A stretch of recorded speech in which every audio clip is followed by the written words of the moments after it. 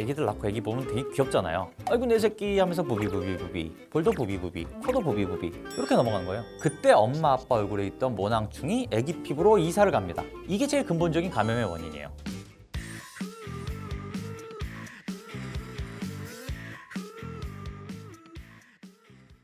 영등포 한 곳에서 60여 년간 800만 명 이상의 환자를 진료하고 있는 피부과 전문의 김신아입니다. 여러분, 기생충 하시면 어떤 게 떠오르시나요?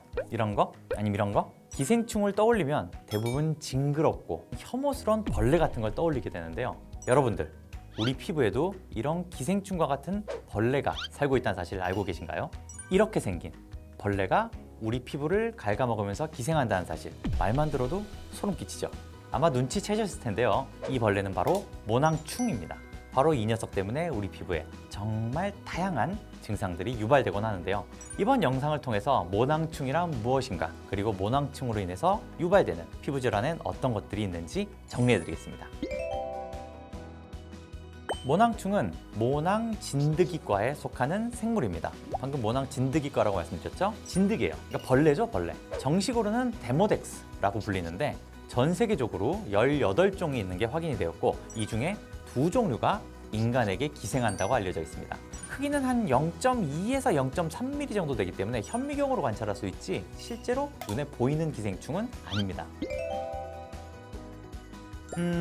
먼저 말씀드려야 될 것이 전 세계 모든 인간의 99.8%는 모낭충에 감염이 돼 있습니다. 기생충이긴 하지만 전 인류에게 동시 감염이 일어나 있기 때문에 사실상은 기생은 아니고 공생에 가까운 형태를 하고 있고요. 혹시 이 이야기 듣고 나는 피부가 깨끗하니까 내 피부에는 모낭충 없어서 난 0.2% 아니야?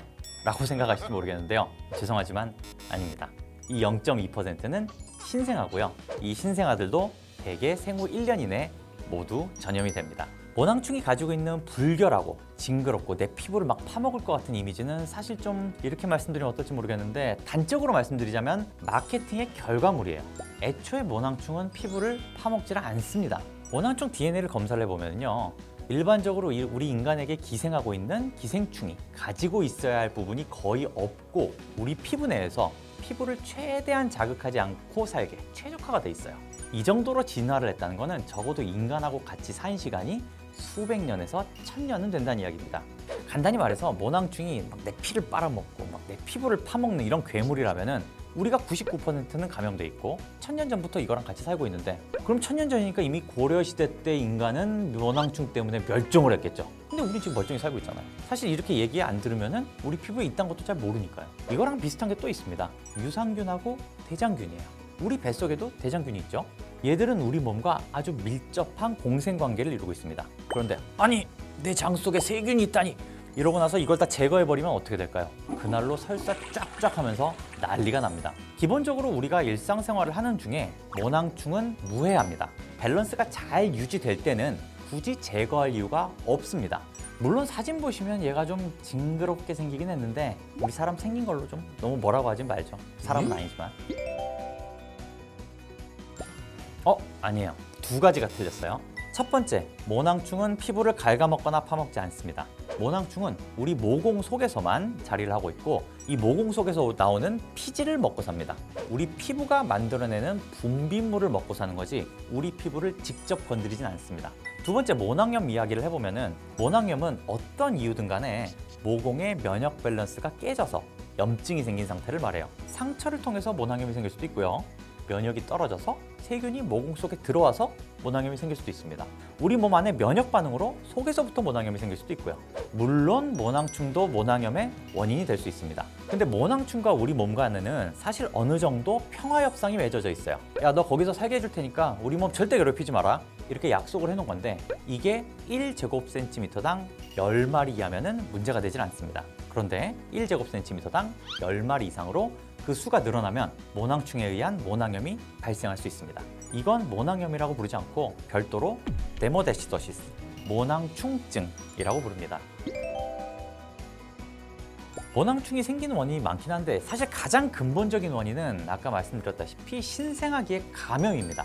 주로 이제 접촉 감염으로 넘어가는데 애기들 낳고 애기 보면 되게 귀엽잖아요. 아이고 내 새끼 하면서 부비부비부비, 볼도 부비부비, 코도 부비부비 이렇게 넘어가는 거예요. 그때 엄마 아빠 얼굴에 있던 모낭충이 애기 피부로 이사를 갑니다. 이게 제일 근본적인 감염의 원인이에요. 아이고 그러면 내 애기 모낭충 안 걸리게 하려면은 안 만져야 되는 거 아니냐 이렇게 생각할 수도 있는데 어차피 애가 크다 보면 다 걸리게 돼 있습니다. 다른 사람 얼굴한테서 없느니 차라리 부모께 낫죠. 그리고 애기가 모낭충이 없는다고 애기 얼굴에 막 모낭염 생긴 거 보셨나요? 감염률이 99%인데 전 세계 모든 애들이 모낭염이 생기던가요? 아니죠.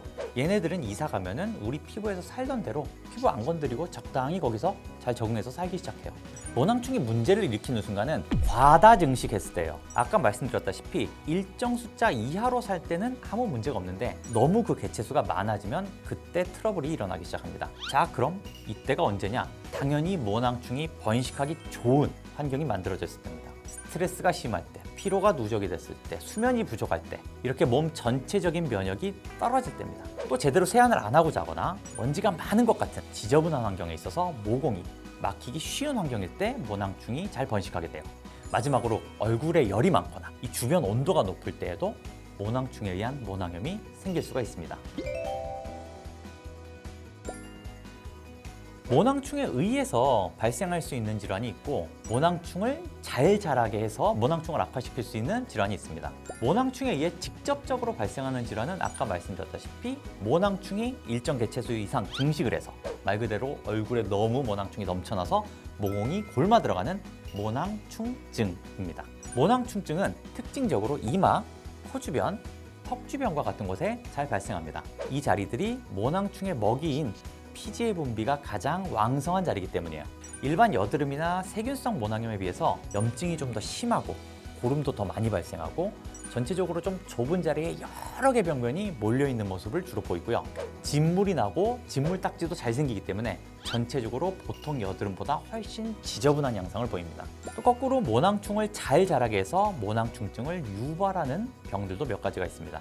대표적으로 좁쌀 여드름, 화농성 여드름, 그리고 주사성 피부염이 있는데요. 좁쌀 여드름과 화농성 여드름의 경우 피부의 피지 조성이 이 성분이 안 좋아지고 모공의 건강이 나빠지기 때문에 모낭충이 잘 자랄 수 있는 환경을 만들어줍니다. 또 우리 얼굴의 가장 대표적인 만성질환 중 하나인 주사성 피부염은 피부 자체가 만성염증 상태로서 모공의 면역력이 정상적이질 못해서 모낭충에 의한 질환을 악화시킬 수도 있습니다.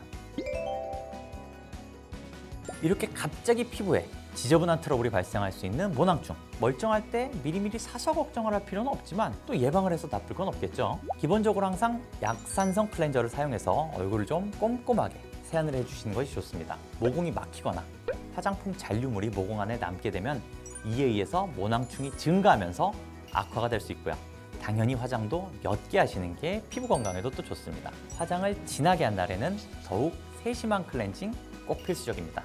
또 항상 피부의 열을 차단하고 피부 염증을 예방하기 위해 보습제를 사용해 주세요.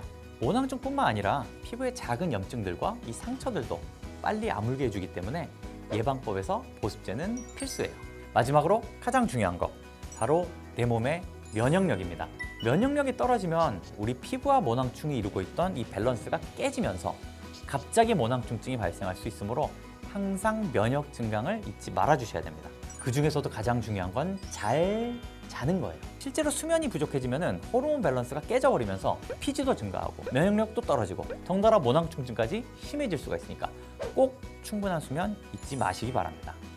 자, 이번 영상을 통해서 모낭충이 어떤 건지 그리고 모낭충과 모낭염 잘 구분할 수 있으시겠죠? 지금까지 영등포의 계피부과 의원 피부과 전문의 김신환이었습니다. 감사합니다.